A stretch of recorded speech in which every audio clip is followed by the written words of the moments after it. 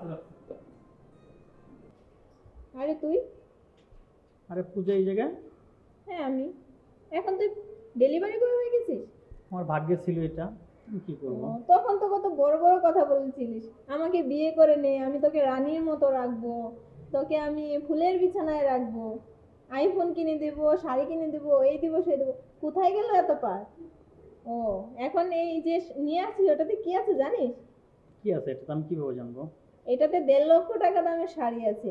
এর কেনার যোগ্যতা তোর আছে? এটা তো তোর 6 মাসের ইনকামের টাকাও হবে না। পূজা, কথাটা কি বলা ঠিক হলো? পূজা মানে? ম্যাডাম বল ম্যাডাম। আমার নাম ধরে ডাকার সাহস কোথা থেকে পাস তুই? সরি ম্যাম, আপনার একটা পার্সেল আছে, পার্সেলটা রাখেন। আমাদের পার্সেল সহকারে কাস্টমারটা ছবি তুলতে হয়, তো আমি একটা ছবিটা তুলে নিচ্ছি, আপনি একটু ধরেন। অবশ্যই। আমাদের প্রোডাক্টে একটা ছবি তুলতে হয়। ম্যাডাম এক গ্লাস পানি খাওয়াবেন? হ্যাঁ, এক গ্লাস পানি তো খেতে চেয়েছিস, আর কিছু তো না। দাঁড়া নিয়ে আসছি। তুই আমার সাথে এই আচরণ করলি, তোকে আমি দেখাচ্ছি মজা। থাক তোর অহংকার নিয়ে, তুই পড়ে থাক, আমি চললাম।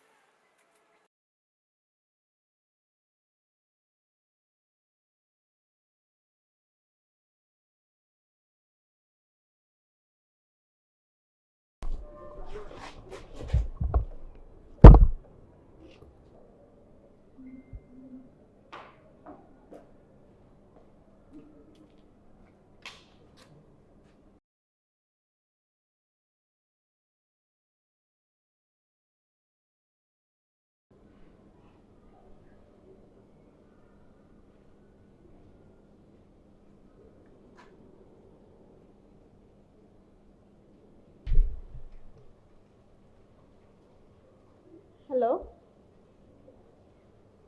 কাস্টমার কেয়ার কি বলছেন? জি। জি, আমার এই যে একটা পার্সেল আসছিল, পার্সেলটা নিয়ে তো ডেলিভারি বয় আবার পালিয়ে গেছে। আপনার কাছে যিনি গিয়েছিলেন উনি কি প্রোডাক্ট সহ আপনার একটা ছবি উঠিয়েছেন?